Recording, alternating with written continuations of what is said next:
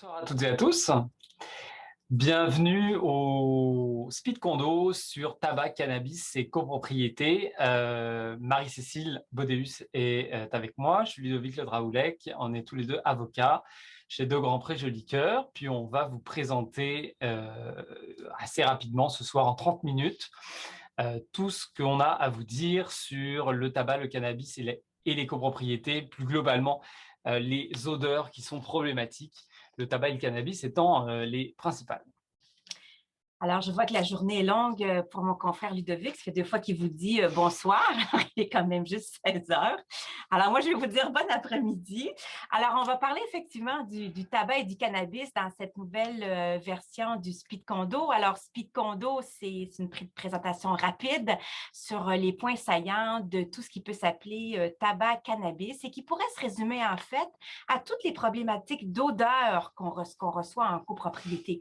Alors, la vie en commun amène toutes sortes de problèmes et le problème des odeurs qu'on peut percevoir d'une unité privative à une autre ou d'une partie commune à une partie privative est souvent au cœur de bien des problématiques que doivent gérer le conseil d'administration qui se voit toujours un petit peu démuni face à ces situations.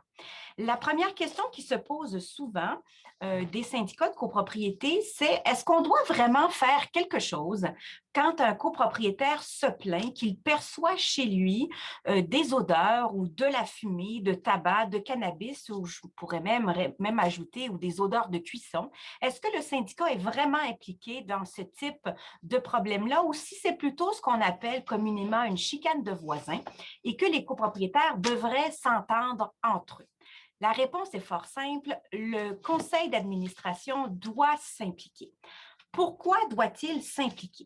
À la base, vous devez savoir qu'une des principales obligations du conseil d'administration, c'est celle de voir au respect de la réglementation en vigueur à la copropriété et à la déclaration de copropriété.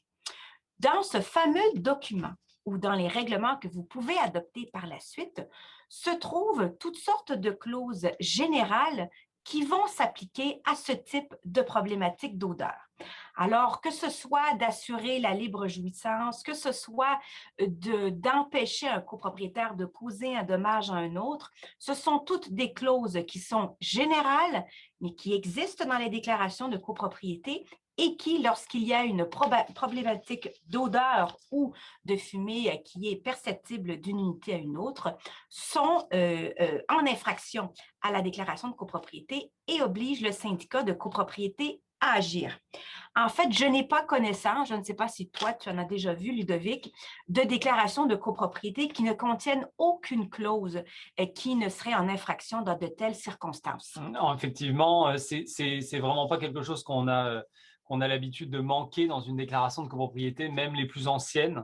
Il y a toujours cette clause de responsabilité à laquelle on peut se rattacher, où tout copropriétaire, occupant ou locataire ou personne qui relève du copropriétaire, s'il crée par son fait, par ses gestes, par ses actes, une situation qui incommode ou qui porte atteinte aux droits des autres copropriétaires ou autres occupants, eh bien, il est tenu responsable civilement. Ça reprend finalement les règles de responsabilité civile qui sont prévues au Code civil du Québec. Donc, oui, définitivement, on peut toujours se raccrocher à une base réglementaire de la déclaration de copropriété, même si elle est générale. En fait, mis à part ces règles qui sont très générales, il est aussi tout à fait possible pour le syndicat d'adopter, que ce soit dès le début de la copropriété ou postérieurement dans le cadre de ces assemblées, différents règlements spécifiques qui visent à contrer les problèmes d'odeur ou le fait même de pouvoir fumer tant dans les parties privatives que dans les parties communes. Si on commence par les parties communes extérieures, donc les parties communes extérieures, ce sont l'entrée de l'immeuble, par exemple, ou les enceintes de la piscine extérieure, les courts de tennis, etc. Donc, tout ce qui se retrouve à l'extérieur de la copropriété. Mais sachez que ces parties communes-là sont déjà régies par une loi spécifique, l'ancienne loi sur le tabac, qui a un nom un petit peu plus grand que ça aujourd'hui, mais plus connue sous le nom de la loi sur le tabac, qui empêche de fumer sur les parties communes extérieures de la copropriété. Donc, ça règle déjà la question spécifique des parties communes extérieures. Maintenant, qu'est-ce qu'il en est des parties communes intérieures, Ludovic? Alors, les parties communes, en fait, c'est le contraire. c'est Excuse-moi. le contraire. Mais c'est correct parce que ça vise quand même une certaine partie des parties communes extérieures. Ce que Marie-Cécile disait visait les parties communes intérieures. Tout le monde connaît ces fameuses enseignes qui disent qu'il est interdit de fumer à partir d'une certaine distance de l'entrée d'un immeuble, ce qui s'applique aux copropriétés. Vous êtes d'ailleurs dans l'obligation d'avoir ces enseignes-là. Mais effectivement, ça vise toutes les parties communes intérieures. Donc, à l'intérieur, on ne peut pas fumer dans les parties communes. Donc, qu'il s'agisse du tabac, du vapotage ou du cannabis. Donc, ça va. Ça concerne effectivement aussi une partie des parties communes extérieures avec cette fameuse enceinte de la distance minimum qu'il faut couvrir. Reste donc ensuite à couvrir le reste des parties communes extérieures. Alors, pour ça, effectivement, là aussi, est-ce qu'on peut fumer? Est-ce qu'on peut interdire de fumer? Eh bien, là encore, on se tourne vers des règlements spécifiques. Alors, oui, des règlements spécifiques de la copropriété peuvent prévoir une interdiction de fumer. La question qui se pose tout de suite à vous, c'est qu'est-ce qui se passe si je n'ai pas ces règlements spécifiques et que j'ai simplement des règlements généraux? C'est sûr qu'une personne qui fume à l'extérieur sur les parties communes ne va pas nécessairement entrer en contravention avec les dispositions des règlements généraux de la copropriété, puisqu'il ne va pas nécessairement porter atteinte aux droits des autres copropriétaires, parce qu'on est à l'extérieur. Alors, pour autant, le fumeur va devoir agir avec civisme. Alors, on pourra toujours le sanctionner s'il laisse traîner ses mégots par terre. Il sera toujours responsable s'il crée un feu. Et on voit ça malheureusement un peu trop souvent. Hein. Vous avez certainement lu dans la presse depuis 4-5 ans, il y a eu plusieurs incidents à ce titre-là, de mégots qui ont été laissés dans des pots à fleurs, et il y a des substances désormais dans la terre et les engrais des pots à fleurs qui sont des accélérateurs incendiaires. Donc, ça fait en sorte que l'incendie prend naissance plus rapidement, plus vite, ou tout simplement il prend naissance plus qu'il ne l'était avant.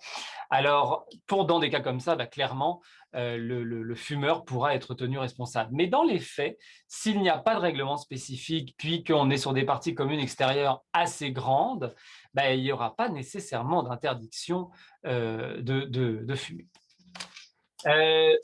Ensuite, on arrive sur les parties communes à usage restreint. Alors, les parties communes à usage restreint, c'est un petit peu plus délicat parce qu'on est sur une partie de l'immeuble qui n'appartient pas aux copropriétaires en pleine propriété, mais dont l'usage, donc le droit d'usage, est réservé strictement à un copropriétaire. Alors, c'est un peu la même situation que les parties communes extérieures.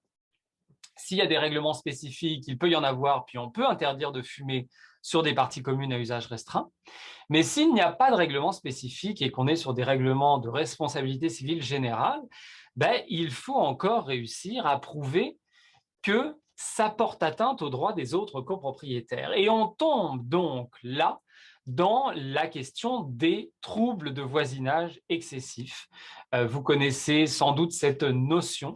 Il y a une certaine tolérance à avoir envers les voisins, envers ses propres voisins, en ce qui concerne les troubles de voisinage. Donc, jusqu'à un certain seuil, on doit tolérer le bruit, les odeurs que génèrent les voisins, et à partir d'un certain cap, qui n'est pas toujours facile à déterminer, mais à partir d'un certain cap, on peut être dans du trouble excessif de voisinage. Et dans un cas comme celui-là, eh bien oui, le syndicat de copropriété devrait être impliqué et devrait se préoccuper de la situation parce qu'il a affaire à deux copropriétaires qui n'arrivent pas à vivre ensemble, et c'est l'administration des parties communes, malgré tout, puisqu'on est sur une partie commune à usage restreint, qui est impliquée.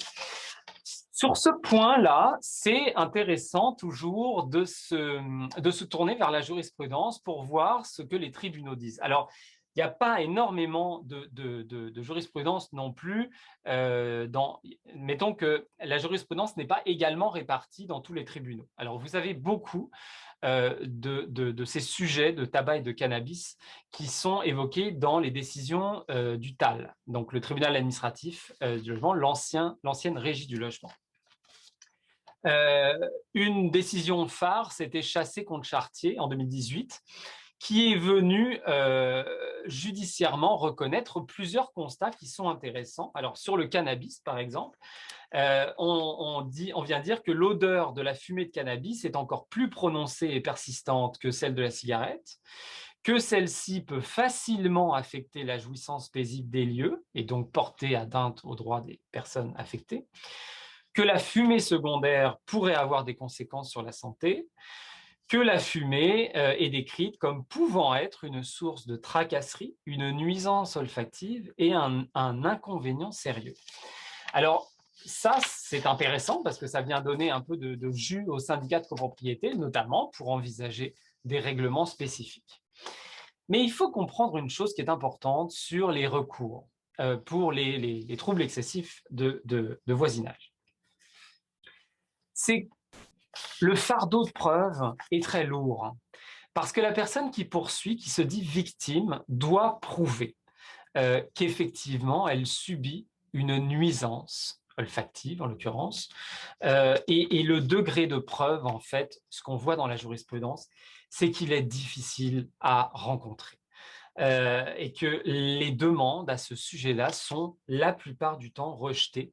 Il y a une fois de plus une décision du tribunal administratif du logement en 2020, le syndicat Place Boire, et une autre en 2021 qui est Brouillot contre Pixa, qui est venu rejeter, puis qui est venu faire ce constat que bien que ce soit possible d'intenter un tel recours, le niveau d'exigence au niveau de la preuve est très élevé. Vous pouvez en convenir, c'est très difficile de prouver que, déjà de prouver une odeur, puis ensuite de prouver que l'odeur qu'on sent, elle dépasse le seuil de tolérance qu'on se doit entre voisins. Alors, c'est sûr que ça n'est pas évident, puis ce constat-là ne peut que nous amener, nous, à vous conseiller de vous diriger vers des règlements spécifiques au tabac et aux odeurs dans la copropriété.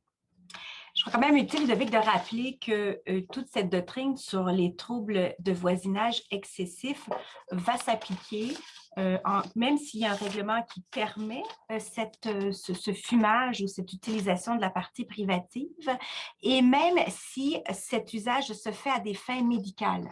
Parce qu'il y a eu toute une espèce de flou à un moment donné sur le fait d'utiliser ou de fumer, par exemple, du cannabis à des fins médicales et de savoir si parce que je fumais du cannabis à des fins médicales, j'étais blindée en fait et je n'étais pas soumise au règlement. Et les jurisprudences dont tu viens de parler, en fait, traitent de ce cas-là, puisqu'il s'agissait de locataires, dans ce cas-là, qui fumaient pour des fins médicales et pour contrer les effets d'une maladie. Alors, cette jurisprudence-là et toute la question des troubles et inconvénients, donc, vont s'appliquer même dans le cas d'une utilisation à des fins médicales. Je crois que c'est important d'également le souligner. Ce qui nous amène à la question du fumage dans l'appartement en tant que tel, dans les parties privatives. Plusieurs points que je veux aborder avec vous. Tout d'abord, est-ce qu'il est possible d'empêcher de façon absolue de fumer à l'intérieur des appartements, donc, et de rendre un édifice entièrement non fumeur? La réponse est oui. Maintenant, est-ce que c'est facile? Est-ce qu'on va pouvoir le faire de façon aussi commode qu'on pourrait le faire dans le cadre des parties communes? La réponse est non. Alors, pour légiférer et réglementer le fumage ou l'utilisation de cannabis ou de tabac dans les parties communes, on peut le faire par un simple règlement d'immeuble. Donc, on propose cette modification dans le cadre d'une assemblée de copropriétaires. Un vote est pris à la majorité des voix présentes ou représentées. Et cette simple formalité, le dépôt de la décision au registre de la copropriété va rendre en vigueur cette réglementation. Dans le cas où l'on veut rendre un édifice entièrement non-fumeur. Donc, on veut en faire un élément de la destination de notre immeuble. On veut l'afficher. On veut mettre les petits autocollants dont Ludovic parlait tout à l'heure et en faire un élément important et essentiel de la copropriété. On ne pourra pas le faire par un simple règlement d'immeuble. Pour plusieurs raisons. Tout d'abord, parce qu'on vient toucher à un aspect de la destination de l'immeuble. Donc, on a le désir de rendre de façon permanente notre immeuble un immeuble non fumeur, alors de quelque sorte que ce soit. Donc, ça va nous prendre l'autorisation de l'ensemble des copropriétaires et on va devoir également, ce faisant, obtenir l'autorisation des copropriétaires, mais autant ceux qui fument déjà que ceux qui ne fument pas, parce que ce n'est pas simplement parce qu'on ne fume pas, qu'on est non-fumeur nous-mêmes, qu'on désire de façon permanente retirer ce droit dans notre immeuble et qu'on devrait donc à ce moment-là, lorsqu'on va le vendre, par exemple, se limiter dans le cadre de bassin de potentiels acheteurs. Alors, on ne parle plus de règlement, on parle définitivement d'une modification de la déclaration de copropriété. Et puisque l'on vient toucher un aspect de la destination de l'immeuble, on parle d'un vote qui devra être pris de façon extraordinaire à 90% des voix de la copropriété. Il ne s'agit donc pas d'un règlement. Autre point qui devrait être légiféré par la copropriété en ce qui a trait aux parties privatives, c'est aussi toutes les autres formes d'utilisation. On a parlé du tabac, mais parlons plus particulièrement du cannabis. Alors, le cannabis se fume, effectivement, il se cuit aussi. Alors, ce qui dégage également différentes odeurs qui sont assez fortes, assez pénétrantes d'une unité à une autre. Donc, il est possible aussi, cette fois-ci par une réglementation, de limiter le type d'usage qui va pouvoir être fait de ces substances. Autre point à considérer également, c'est la culture des plants de cannabis. Alors, à ce sujet, vous devez savoir qu'il y a eu un jugement, c'est la décision Murray Hall contre procureur général du Québec en 2019, qui est venu rendre certaines décisions législatives du Québec invalides et qui, de ce fait, permet la culture sans autorisation ni permis jusqu'à 4 plants de cannabis par résidence, incluant une copropriété divise. Ce faisant, vous le savez tous probablement, la culture de cannabis à l'intérieur des unités privatives peut causer toutes sortes de problèmes par le taux d'humidité, la chaleur. Bref, ce sont des éléments qui sont à proscrire. Et si on veut les proscrire, il ne faut pas se fier simplement sur la loi qui permet l'utilisation du cannabis, mais il faudrait que la copropriété adopte ce type de règlement. Pour ce qui est d'empêcher la culture, il pourrait s'agir d'un règlement d'immeuble également. Peut-être un dernier mot sur si vous voulez, interdire de fumer dans les parties privatives. Il y a eu aussi pendant un certain temps une prétention de certains copropriétaires que le droit de fumer était un droit qui était garanti par la charte, donc un droit fondamental et que la copropriété ne pouvait y toucher d'une quelque façon que ce soit. Les tribunaux ont réglé la question. Ce n'est pas un droit qui est protégé par la charte. Ce faisant, il y a donc ouverture à le réglementer par la copropriété. Peut-être un dernier mot, Ludovic, sur les amendes. Alors, j'ai l'impression que chaque fois qu'on s'adresse au syndicat de copropriété, on parle des amendes, mais sachez que si vous adoptez des réglementations visant à limiter ou encadrer le droit de fumer à l'intérieur ou à l'extérieur de votre copropriété, ces règlements feront l'objet également des sanctions monétaires que vous auriez par ailleurs adoptées de façon générale. C'est ce qu'on appelle les fameuses clauses pénales. Donc, si dans votre copropriété, vous vous êtes doté de sanctions monétaires pour punir ou contrevenir les copropriétaires qui ne respectent pas vos règlements, ils s'appliqueront également à l'usage du tabac et du cannabis qui est réglementé dans votre immeuble.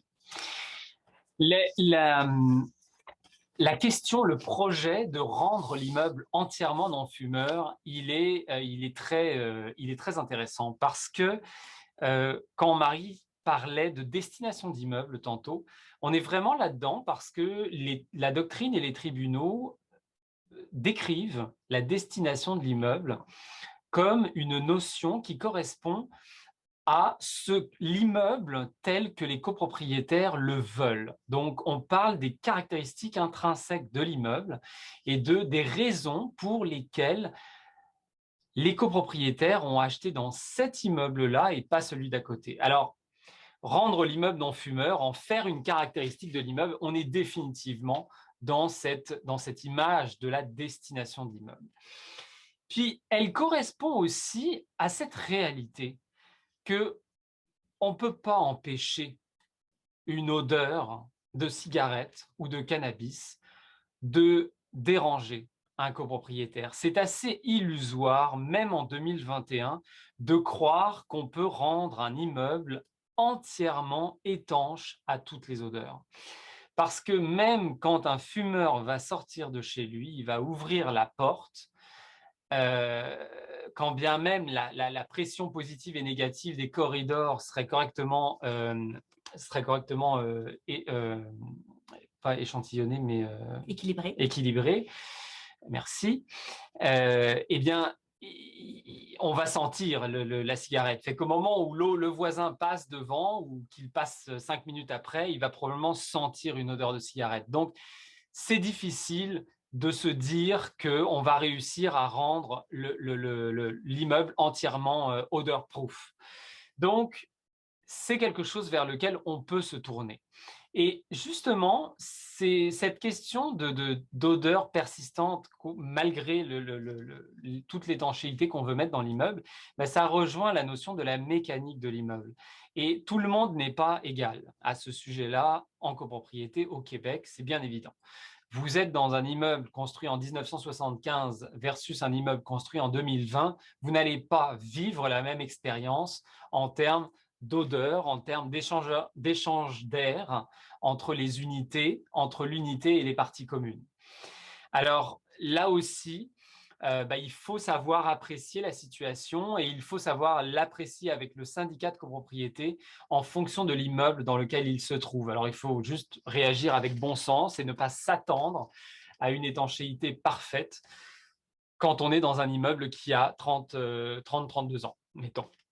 Alors, voilà, c'était les deux choses que je voulais ajouter. Donc, il est maintenant venu le temps des questions. Si vous avez des questions, faites juste lever la main avec le bouton, pas physiquement. Et on va vous voir et on va vous donner la parole. C'est notre équipière Alison qui va indiquer le nom de la personne à qui il sera le temps de parler.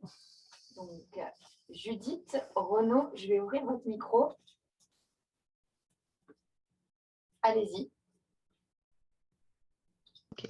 Oui, bonjour. Bonjour.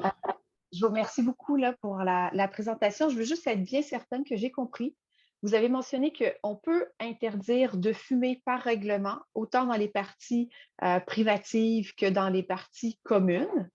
Mais si c'est la destination qu'on veut changer, donc on change la caractéristique, là, il faut qu'on modifie la déclaration de copropriété. Est-ce que c'est bien ça? Tu veux répondre? Ou... Non, vas-y. En fait, il y a une distinction à faire entre l'interdiction de fumer dans les parties communes et l'interdiction de fumer dans les parties privatives. Alors, dans les parties communes, vous allez pouvoir le faire par règlement. Dans les parties privatives, ce ne sera pas un règlement, mais une modification de la déclaration de copropriété avec toute la question, en fait, quand vous parlez de destination, toute la question de droits acquis aussi qu'il faut garder aux personnes qui fument ou qui désirent conserver ce droit-là au moment où vous adoptez cette interdiction-là dans les parties privatives. Je ne sais pas si c'est plus clair. Oui. Parfait.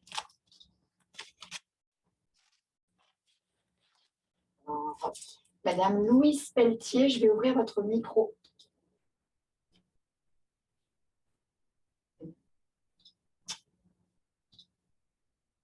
Ah, le micro, je ne peux pas ouvrir votre micro. Est-ce que vous l'avez désactivé?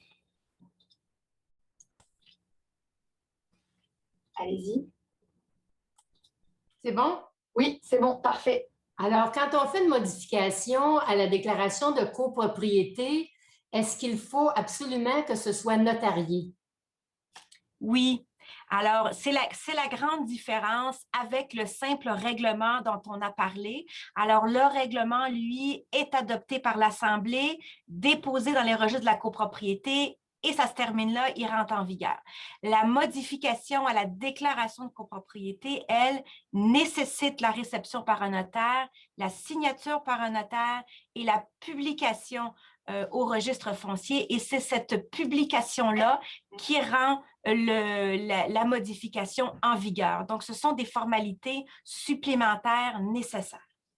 Et ça demande le pourcentage de combien de copropriétaires pour en arriver à cette modification, s'il vous plaît? Alors, si encore là, on veut rendre donc une interdiction de fumer dans les parties privatives, dans tout l'immeuble de la copropriété, ce n'est pas en nombre de personnes, mais c'est en nombre de voix. Alors, dans votre déclaration de copropriété, vous avez tous une valeur relative, un pourcentage qui est affilié à votre unité et il faut avoir l'autorisation de 90% des voix de la copropriété pour vous permettre de le faire. Merci, vous l'aviez déjà mentionné, mais je voulais vous le faire répéter pour être absolument certaine de ce que j'avais compris. Bien, vous avez raison, considérant que je me suis trompée dans ma première intervention. Vous faites bien de vérifier. Merci beaucoup. Ça me fait plaisir. Alors, ça va être monsieur, donc le nom c'est Z850. Je vais ouvrir votre micro. Android. Android, c'est ça. Allez-y. Bonjour. Oui, bonjour. Oui, bonjour. OK, c'est Annie.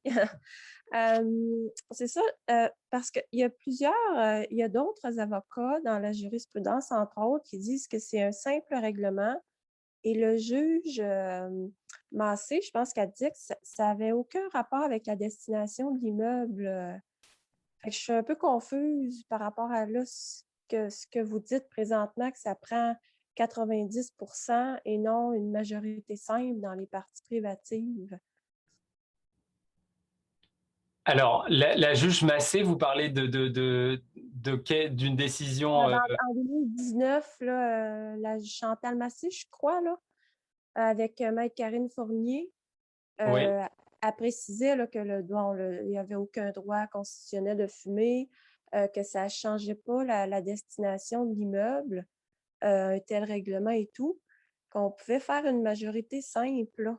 Mais là, puis même la RGCQ et tout, en tout cas de ce que j'entendais, et dans les condos légaux aussi, ils disaient que c'est une majorité simple. Mais là, de ce que je comprends, oui, allez-y. En fait, il faut vraiment être vigilant sur le contenu de la modification de la déclaration de copropriété dont on parle. Il faut savoir, par exemple, si on parle du cannabis, qu'au moment où beaucoup de copropriétés se sont attaquées à la réglementation sur le cannabis, par exemple, on était avant l'entrée en vigueur de la loi qui autorisait le cannabis. Alors, il y a beaucoup de copropriétés qui ont pu faire passer leur règlement interdisant le cannabis à 50% parce qu'ils le faisaient à un moment où ce n'était de toute façon pas permis de fumer du cannabis dans le pays. Alors, ça, c'était bien évident que ça prenait un règlement. Aujourd'hui, on est dans une époque où la consommation de cannabis est légale. Alors, déjà, ça change la donne. Ensuite, il faut faire attention selon qu'on parle de tabac ou de cannabis parce que c'est quand même pas le même type de consommation. Quelqu'un qui fume du tabac, c'est sûr que ça n'est pas un droit protégé par la charte. Mais à partir du moment où elle a acheté dans une unité de copropriété en fumant et que 10 ans plus tard, on lui dit à 50% des voix à une assemblée où il y a 52% de quorum qu'elle n'a plus le droit de fumer du tout à l'intérieur de chez elle, bah, ça ne peut pas marcher. C'est sûr que ça ne peut pas marcher. La personne ne va pas déménager, ne va pas vendre son condo et partir parce que d'un seul coup, on lui interdit de faire quelque chose qu'elle fait depuis 25 ans, avant même qu'elle soit arrivée dans le condo. Donc, il faut être très vigilant, il faut être très prudent en fait sur des énoncés un peu trop rapides. Le jugement, la décision dont vous parlez avec la juge Massé, puis vous faites référence au RGCQ et à d'autres sites, ils font toutes sortes de nuances aussi dans leurs énoncés, de la même nature qu'on vous en donne nous. En fait, je pense que la nuance principale que vous semblez ne pas aborder, c'est toute la question des droits acquis. Alors, il m'apparaît impossible de dire à un copropriétaire par un simple règlement d'immeuble, dorénavant, chez toi, tu fumais, tu avais le droit de le faire, aujourd'hui, tu ne le feras pas. Alors, si vous adoptez des règlements par règlement, donc par la simple majorité, visant l'interdiction de fumer dans les parties privatives, ce règlement-là ne sera pas applicable aux gens qui utilisaient leurs droits avant l'adoption de ce règlement. Et ça, cette façon de voir, elle est constante, que ce soit dans le Condo légal, dans le RGCQ. La notion de droit qui doit être conservé demeure dans tous les cas. Donc, si vous voulez vraiment viser une interdiction totale, ça va être impossible de le faire par un règlement d'immeuble. Et n'oubliez pas qu'on n'est pas dans les parties, on fait la distinction partie commune, partie privative. Si vous y allez avec les parties communes et communes et usages restreints, on ne recommande pas du tout que ça touche la destination de l'immeuble. Là, vous pouvez y aller avec un règlement parce que ça ne porte pas une atteinte suffisante aux droits des copropriétaires parce qu'ils conservent le droit de pouvoir fumer chez eux. Oui, la clause grand-père, à ce moment-là, dans un règlement, est-ce que c'est correct un règlement voté à majorité, mais avec une clause grand-père?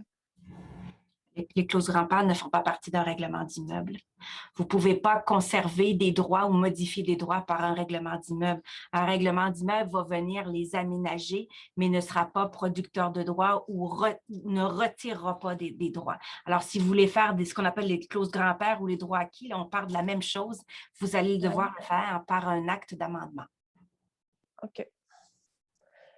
OK. Bon. Alors, il y a aussi une autre question, mais c'est en rapport à ce que vous avez dit sur le jugement de la juge Massé.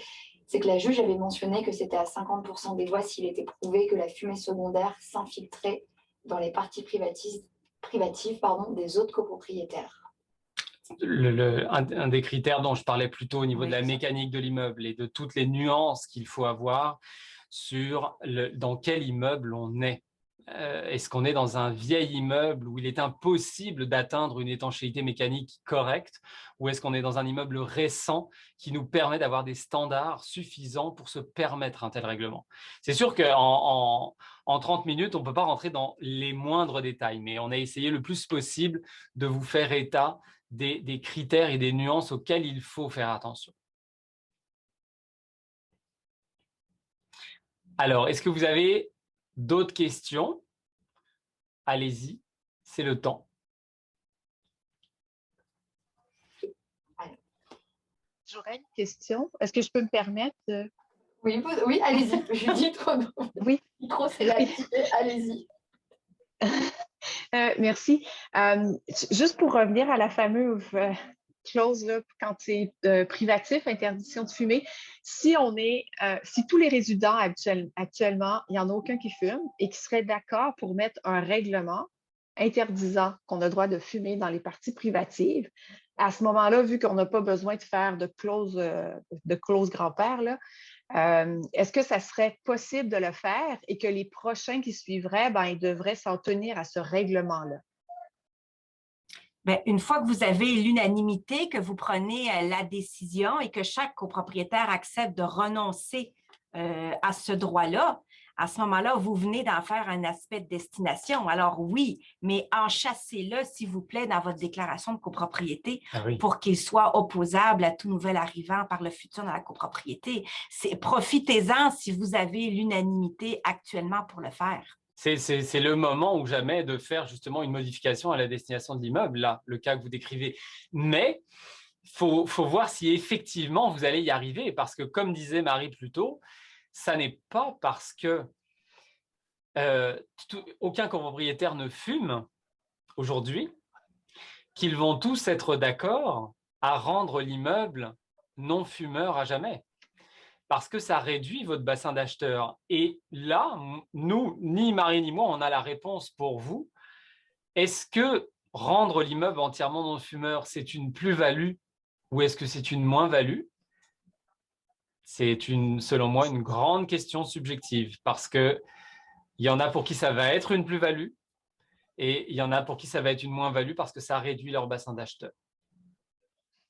Ça, je crois que j'ai compris cette différence-là dont vous avez fait mention, mais c'est le fait que vous sembliez dire que par règlement, s'il n'y en a pas qui s'opposent simple par un règlement parce qu'il n'y a personne qui fume actuellement, qu'on pourrait en faire un règlement dans les parties privatives sans changer la destination.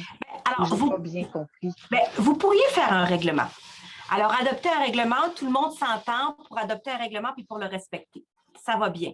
Maintenant, un règlement reste un règlement. C'est-à-dire qu'à chaque assemblée, vous allez pouvoir, au gré de vos copropriétaires, au gré des majorités qui se retrouvent à vos assemblées de copropriétaires, remettre en cause ce règlement-là année après année. Vous n'en faites pas un élément fondamental chez vous. Vous en faites un règlement comme vous feriez n'importe quel autre règlement.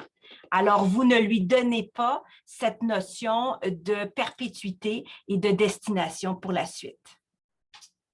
On va passer à Monsieur Gilles Tremblay. Je vais activer votre micro.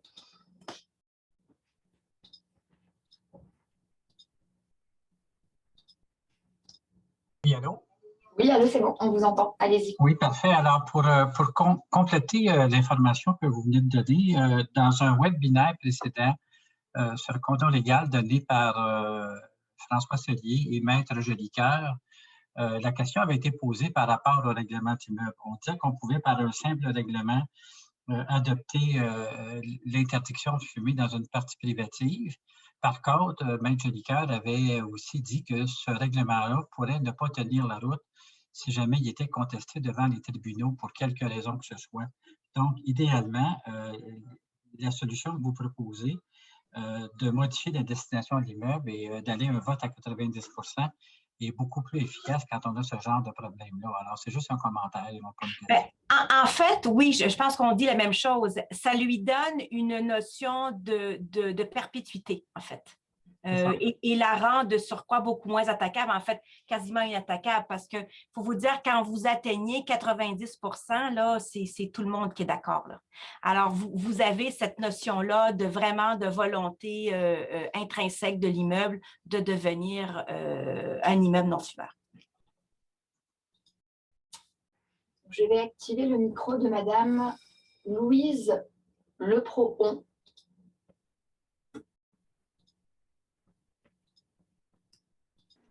Oui. Oui. Alors, ma question est, si dans nos copropriétaires, que ce soit cannabis ou tabac, si dans les copropriétaires, on adoptait un règlement, là, je vois que la modification de l'établissement, ça ne passera jamais chez nous, mais s'ils fumaient dans des parties communes, non privatives, comme la cour, là, ça pourrait devenir un règlement de dire non, vous ne pouvez plus fumer là. C'est un règlement, exact. Bon. Là, si les propriétaires s'installent pour aller fumer, c'est qui va jouer à la police? Est-ce que c'est obligé d'être le conseil d'administration? Parce qu'ils ne peuvent pas avoir les yeux rivés sur toutes les parties privatives à tout moment sur un 24 heures. Bien, ça, c'est une grande question, Madame Leprohon, que vous lancez. Qui doit policer? Puis est-ce que le conseil d'administration ou le syndicat doit jouer à la police? Alors, n'oubliez pas que selon la déclaration de copropriété puis selon la loi, c'est le conseil d'administration qui est le gardien des règlements et qui doit voir au respect de ce règlement. Donc, il a, de façon intrinsèque, dans ses obligations, celle de faire respecter sa réglementation. Vous amenez un autre bon point, par contre, c'est que Le syndicat, lui, dans les faits, il n'a pas d'yeux, puis il n'a pas d'oreille, puis il n'a pas de nez. Donc, lui, il ne voit pas, il ne sent pas. Donc, il doit fonctionner avec la réception de plaintes, par exemple, ou des événements ou qu'il remarque lui-même. Il voit des morceaux de cigarettes, il voit des bris qui sont faits, que ce soit des brûlures de cigarettes dans certains espaces. Donc, il constate ça, il reçoit des plaintes et à ce moment-là, il doit agir. Et c'est pour ça que tout à l'heure, on vous parlait des fameuses clauses de sanctions monétaires parce que ça reste encore la façon la plus, et je vais dire simple entre guillemets parce que ce n'est pas si simple que ça, mais la façon la plus simple de vous assurer que la réglementation, elle est respectée. Parce que là, pour l'instant, c'est des chicanes de clocher. Et il y a un propriétaire qui est au 4e étage qui se plaint de fumer, mais il a toujours accusé le propriétaire du 3e sans savoir que ce propriétaire-là avait cessé de fumer et que ça rebondit sur le propriétaire du 2e. Alors là, on se ramasse avec des chicanes de clocher non justifiables. Bien, en fait, vous abordez un petit peu le point que Ludovic parlait tantôt sur la difficulté de recueillir les preuves nécessaires dans des problématiques d'odeur. Alors, vous avez un propriétaire qui se plaint d'une odeur. Lui, il pense à tort ou à raison que ça vient d'à côté ou d'en dessous. Et des fois, ça ne vient pas de là. Ou des fois, oui, puis des fois, non. Le problème, c'est de faire la preuve d'où vient l'odeur. Alors, c'est une preuve qui peut se faire par témoin. Vous avez des gens en copropriété qui prennent leurs voisins en photo constamment, donc on peut les voir en train de fumer. On peut constater quand on passe juste devant la porte que l'odeur est absolument intenable devant sa porte. On peut éventuellement faire des constats d'huissier. Donc, l'huissier vient, il passe à côté de la porte, il fait un tour dans l'immeuble, il vous dit, bien, écoutez, c'est là que moi, j'estime que ça sent le plus. Mais effectivement, les problématiques d'odeur sont une problématique importante au niveau du recueillement de la preuve. Alors, si vous avez par contre des plaintes, comme on l'a dit tout à l'heure, le syndicat doit agir puis il devrait essayer de déterminer d'où ça provient. Peut-être que votre copropriétaire plaignant se trompe quant à la source, puis peut-être même qu'il n'y en a pas de problématique d'odeur puis que lui, il est persuadé qu'il y en a, mais une chose est certaine, le syndicat va devoir prendre les mesures pour essayer de déterminer si cette plainte-là, elle est fondée ou non. On vous enverra, après la formation dans la communication que vous allez recevoir, là, on vous mettra un lien vers les 4 ou 5 décisions de justice qu'on a abordées aujourd'hui. Et vous verrez notamment une de 2020 et une de 2021, là, que j'ai citée tantôt, Place Boire, puis Brouillot, où vous verrez quelles étaient les preuves qui avaient été amenées et qui n'ont pas été suffisantes parce que la Cour a quand même rendu une décision défavorable en disant que le degré de preuve à atteindre n'était pas atteint. Une question de Madame Annick Demer. Je vais activer votre micro. Bonjour à vous deux, j'espère que ça va bien. Ça va très bien, Annick. Et toi? Merci, oui, merci. En fait, vous avez partiellement répondu à ma question.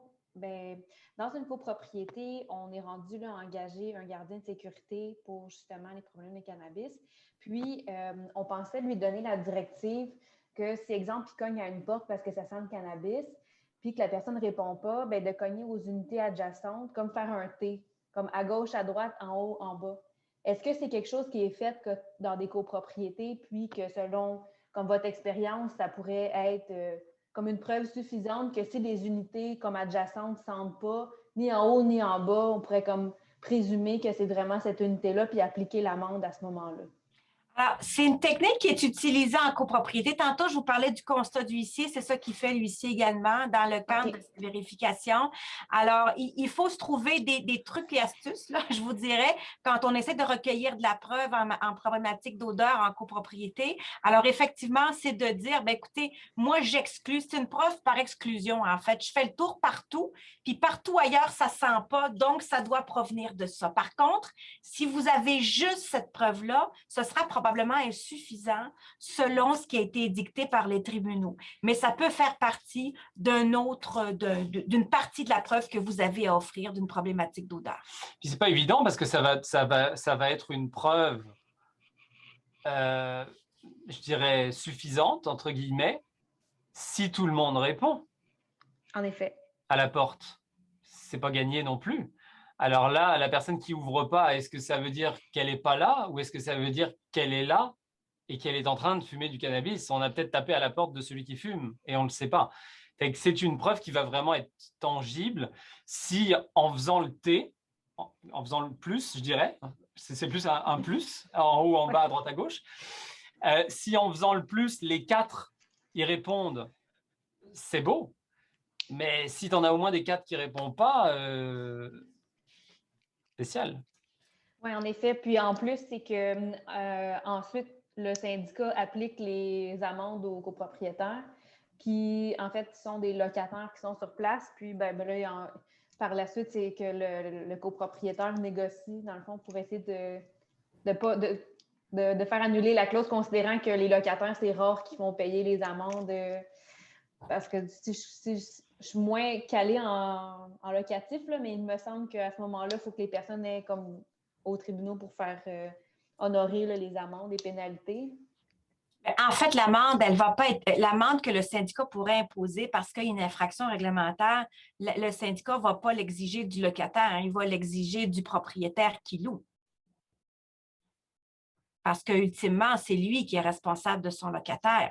Alors, s'il y a une problématique de cannabis ou de tabac qui est causée par des locataires, le propriétaire locateur, lui, il demeure impliqué et c'est la personne sur laquelle le syndicat va exercer ses recours. Je parle des recours d'amende dont vous parlez. Ce n'est pas contre les locataires directement. On va continuer avec 2 dernières questions passées sur le chat. Donc, la première de Madame Renaud, qui demande effectivement quel montant serait raisonnable lorsque l'interdiction de fumer dans les parties communes n'est pas respectée. Bien, ça revient aux clauses de sanctions monétaires de façon générale que vous avez. Alors, pour pouvoir instaurer ces clauses pénales-là aujourd'hui, depuis janvier 2020, ça vous prend une modification à votre déclaration de copropriété, ça vous prend un vote de l'Assemblée des copropriétaires à 75% des voix présentes ou représentées, et ça prend l'imposition de sanctions raisonnables d'une part, et d'autre part, des sanctions qui vont de façon échelonnée. Alors, il faut convenir d'une première offense, d'une deuxième offense, d'une troisième offense. Il faut convenir aussi que votre clause pénale va prévoir, avant l'imposition des sanctions, des avis, un ou des avis préalables, alors permettant à celui qui enfreint les règlements de se conformer avant de se voir imposer des sanctions. Alors, si tout ceci est fait, normalement, les clauses pénales, on les voit débutant à 25 ou 50 $ par jour ou par infraction réglementaire comme telle. Alors, par exemple, si vous avez un copropriétaire qui fume en continu à tous les jours, bien, on va lui imposer 25 $ par jour qui vont tomber à 50 $ par jour parce que c'est un récidiviste, etc., selon la façon dont votre clause va être rédigée. Mais si vous convenez immédiatement d'une imposition d'amende trop importante, par exemple 500 $ par fois, les tribunaux, ce qu'ils vont faire, c'est qu'ils vont la juger déraisonnable et ils vont pouvoir intervenir et l'annuler. C'est la sanction ultime. Ou la réduire. Ou la réduire. Et la dernière question, c'est Anne-Mine qui pose la question, est-ce qu'une clause interdisant les odeurs dans la déclaration de copropriété peut englober la fumée de tabac, entre parenthèses, le cigare? Bien, en fait, tout ce qu'on vous a dit inclut les odeurs de cigare. En fait, ça suit exactement le même raisonnement. Maintenant, j'ai réfléchi tout haut. Un règlement qui interdit les odeurs en copropriété m'apparaît être un peu illusoire. Alors, les copropriétés et n'importe quel immeuble ne sont pas bâtis pour être des bunkers complètement étanches. Alors, les odeurs vont forcément transiger. Prenez l'exemple si votre voisin fait cuire du poisson là, un peu trop sur sa cuisinière ou nous fait un bon plat indien, là, vous allez le sentir chez vous. Alors, ça m'apparaît être un règlement qui va être trop peu précis et incapable donc d'être appliqué parce qu'il est beaucoup trop large. Alors, je me permets d'attirer votre attention sur l'importance de rédiger des règlements précis si vous pouvez pouvoir les appliquer. Ou sinon, s'ils sont inapplicables, ben, ils vous sont d'aucune aide non plus. Alors, il apporte des précisions en indiquant que le règlement précisément dit qu'un proprio ne peut pas faire dans son unité ni de bruit, ni des odeurs, ni des vibrations qui peuvent nuire à la jouissance des autres. Bon, alors ça, c'est un règlement général, sévère. Pas s'amuser beaucoup dans cette copropriété, c'est une blague. Mais au niveau des odeurs, alors vous avez le terme qui est raisonnable. Alors, on vient encore là reprendre toute la question des troubles anormaux et des troubles et inconvénients de ce qui dépasse ce qui est raisonnable. C'est évidemment laissé à l'appréciation de bien des choses. Ce qui est raisonnable pour vous ne l'est pas forcément pour quelqu'un d'autre. Alors, c'est très difficile pour un copropriétaire de savoir ce qui est une norme raisonnable. Donc, je ne peux que vous conseiller, quand on a affaire à une réglementation, de la faire la plus précise possible. Il faut toujours se mettre à la place du copropriétaire qui lit un règlement. Il doit pouvoir savoir si ce qu'il fait ou qu'il s'apprête à faire est possible ou non à la copropriété, dans cette copropriété-là, et ne pas laisser la place à une interprétation qui devient en fait un peu subjective par la suite. Est-ce que tu as quelque chose à rajouter sur les règlements précis, non? Il faut que ce soit réaliste pour pouvoir être appliqué. Si on est sur quelque chose de trop vague, ça laisse trop de place à l'interprétation. Et donc, moins de place à l'application. Une dernière question. Oui, pour la route. Pour la route, Monsieur Normand Demer, je vais activer votre micro. Est-ce que vous m'attendez? Oui. Bon, tout à l'heure, j'avais parlé des odeurs, mais il doit sûrement exister certains appareils qui seraient en mesure de calculer le niveau des odeurs qui sont désagréables. Est-ce qu'il existe des appareils côté l'argon, je crois, je ne suis pas sûr que c'est le bon terme, dans les maisons, dans les sous-sols qui déterminent les niveaux de risque? Ça existe au niveau lumière, puis il y a sûrement des appareils comme le bruit, etc. Oui, bien, pour l'odeur en tant que telle, pas vraiment. Alors, ce que certaines expertises font, c'est qu'ils vérifient le niveau de transmission. Alors, ils regardent ce qu'on appelle en jargon les tests de fumée. Là. Ils font des tests pour voir à quelle importance, en fait, les échanges se font entre les unités. Mais à ma connaissance, il n'existe pas de machine qui calcule les odeurs en tant que telles, c'est vraiment sur la transmission. Alors, est-ce qu'il y a une transmission qui est conforme aux échanges d'air qu'il doit y avoir, ou est-ce que cette transmission est clairement au-delà des normes et donc il y a une problématique d'étanchéité claire entre les unités? C'est plus dans ce sens-là que les tests sont faits et ça se fait avec un appareil qui fait de la fumée, en fait. Là. Je n'ai pas connaissance non plus d'appareils qui mesurent les odeurs. S'il y en a, je serais intéressé de l'apprendre. Mais non. Disons que dans un autre ordre d'idée, tout à l'heure, vous avez parlé des droits acquis, mais sur cette philosophie-là des droits acquis, une personne qui, ça fait plusieurs années, qui pollue son environnement, que ce soit des produits pétroliers, disons que j'exagère sûrement, disons que pour montrer l'image de fond, est-ce qu'on peut considérer que c'est vraiment un droit acquis quand quelqu'un qui persiste dans ses mauvaises habitudes, pour être poli? Ben, alors, prenons à la base que ce droit-là est permis, d'accord? Donc, à la base, c'est pas illégal de fumer au Québec ou au Canada. On pourrait faire un débat sur ça, mais à la base, c'est quelque chose qui est encore légal. Bon, alors à partir de ce moment-là, c'est un comportement légal, donc il a une certaine assise là, avant qu'on puisse lui enlever. Par contre, ce n'est pas parce qu'il a le droit de le faire ou quand bien même qu'il aurait un droit acquis de continuer à le faire, qu'il n'est pas par ailleurs soumis, et là je rejoins votre position, à toute la question des troubles anormaux. Alors, s'il fume parce qu'il a le droit, parce qu'il n'y a rien qui l'en empêche, parce qu'il n'y a pas de règlement qui l'en empêche, ou parce qu'il a un droit acquis de le faire, mais que par ailleurs, il fume tellement ou à tellement grande capacité que les effets qui sont ressentis par leurs voisins sont absolument intolérables, ils pourraient se voir empêchés de le faire par la Cour, être condamnés à des dommages, comme dans le dossier, je crois, c'est Chassé, là, dont on a parlé tout à l'heure, en matière de régie du logement, mais qui vise exactement cette situation-là. On avait un locataire qui fumait du cannabis légalement, c'était à des fins médicales, mais sa consommation était tellement grande en raison de son état de santé probablement qu'elle était rendue à rendre invivable la vie dans les unités qui étaient ses voisines. Et c'est ce comportement-là qui a été annulé. En fait, ce droit-là a été retiré à ce locataire-là. Alors, dans ce sens-là, je rejoins effectivement votre pensée. Alors, merci beaucoup pour votre participation. What's next?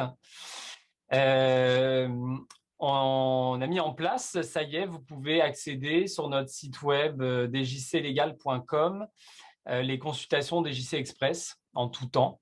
Si vous avez besoin d'une réponse à votre question que vous n'avez pas, vous pouvez aller sur notre site, puis vous réserver un 15 minutes en visioconférence avec l'un d'entre nous, à peu près 48 heures d'avis. Donc ça, c'est quand même assez un service, quasiment un service public, assez pratique pour toutes vos questions en copropriété. Il y a la période de l'été qui arrive, donc il va y avoir un petit peu moins de formation dans les prochaines semaines. La prochaine, Alison, c'est… Le 22 juin, l'ABC Express sur les assemblées. Voilà, il y a quand même le 22 juin, la semaine prochaine, un ABC Express d'1 heure qui est présenté par notre invitée, Marie-Cécile, sur les assemblées de copropriétaires. Alors, beaucoup de changements qui s'en viennent sur les assemblées de copropriétaires. On sort bientôt de 1 an et demi de pandémie. On n'était que sur des assemblées présentielles pendant des dizaines et des dizaines d'années. On connaît les assemblées virtuelles depuis le mois de mai 2020, en tout cas ici depuis le mois de mai 2020. Et là, on sort du bois, fait qu'on va découvrir une nouvelle ère des assemblées. Puis on est prêt pour ça. On a plusieurs avenues à vous proposer ici pour les assemblées. Ça s'en vient dans quelques semaines pour la rentrée en septembre. Puis Marie-Cécile va tout vous dévoiler ça la semaine prochaine. Alors, merci. Bonne soirée. Merci. Bonne fin de journée. Bonne fin de… Moi, je suis rendu… Tu t'en vas te coucher. Je vais en me coucher.